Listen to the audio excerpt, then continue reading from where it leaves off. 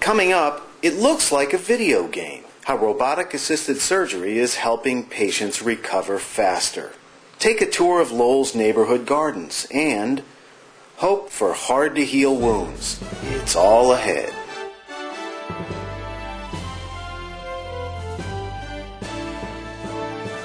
Good afternoon and welcome to SunCast. For surgeons at Lowell General Hospital, it's a revolutionary technology, allowing patients to recover faster, have fewer complications, and less pain. Dave Perry has more. It's technology that's transforming the OR.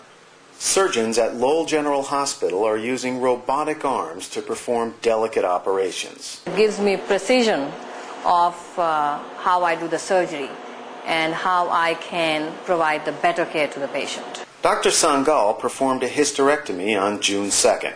It was Lowell General's first robotic-assisted surgery using the Da Vinci surgical system. The technology enables the surgeon to sit 6 feet away from the patient. Using hand controls, they perform surgery with robotic arms.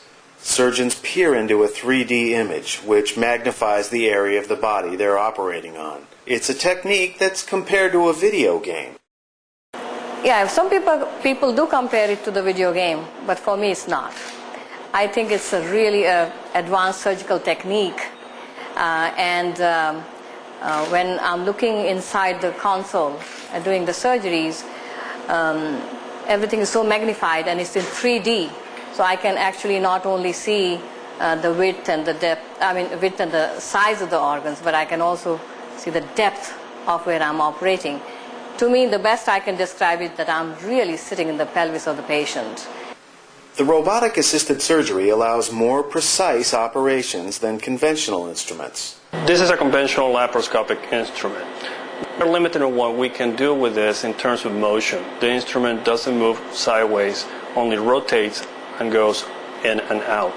With the use of the Da Vinci system and their end-wrist technology, we're able to do motions that replicate the movements of your hand. We have 570 degrees of motion, and we can reach areas that normally we are not able to access very easy.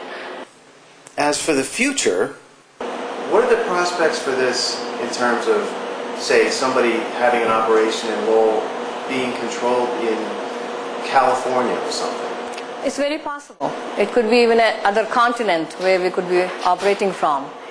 We could be helping some other developing countries or people who need help sitting right here in Lowell and helping other people, patients in other countries. It's a very possible thing. Is it coming soon? I don't think so, but unless we use it today and give the feedback to the companies who are really on the cutting edge, I think that day is not too far. Thanks, Dave. This weekend, take a tour of Lowell's neighborhood gardens. Nancy Tuttle brings us inside Rogers Fort Hill Park. Summer's here. What better way to celebrate than with a tour of all the beautiful gardens surrounding Rogers Fort Hill Park in Lowell? This Saturday, neighbors are opening up their gardens for the public. The proceeds will benefit the restoration of Rogers Fort Hill Park. When people visit the gardens and the park on Saturday, they're going to see a beautiful fountain, new walking paths based on the original Olmsted design, gardens based on the original Olmsted design. But we'd love to see more of the park restored. The tour will feature an eclectic mix of gardens. And we're having this interview right now in my next-door neighbor's garden, and it is known as the Walker House Herb Garden in Courtyard Abbey. We're going to see an Asian-inspired garden just up the street. We're going to see ours is a new native, going native in a backyard garden. We have a beautiful classical garden on Hank Street. For more on the garden tour, including prices, pick up the Stepping Out section in this Thursday's newspaper. For the SunCast, I'm Nancy Tuttle. Thanks, Nancy. Now at Emerson Hospital, there's hope for patients with wounds that are hard to heal. Enter a hyperbaric oxygen chamber. For many patients, it's the only way to heal damaged tissue. What happens is that when you're in the chamber, the percentage of oxygen in your bloodstream literally increases to about 18 to 20 times what it is for you and I right now. And all the healing capabilities that the body have really are carried through the blood the circulatory system in our blood through the oxygen. So with that high concentration, we're able to increase those proteins that are necessary for healing. While patients might feel claustrophobic, they can watch TV through the glass or take a nap. A technician never leaves the room. It looks scarier than it is, and the patient is never, never alone. The success stories have been life-changing, especially for the center's first patient. And I don't think I'll ever forget him. He was our very first patient that walked through the door September 26th of 2007. And we took down his dressing, and I thought to myself, this man's going to lose his leg. There's no way we're going to heal this.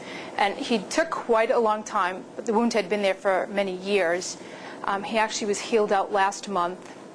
He had hyperbaric oxygen treatments. He came in weekly to see the physician with debridements.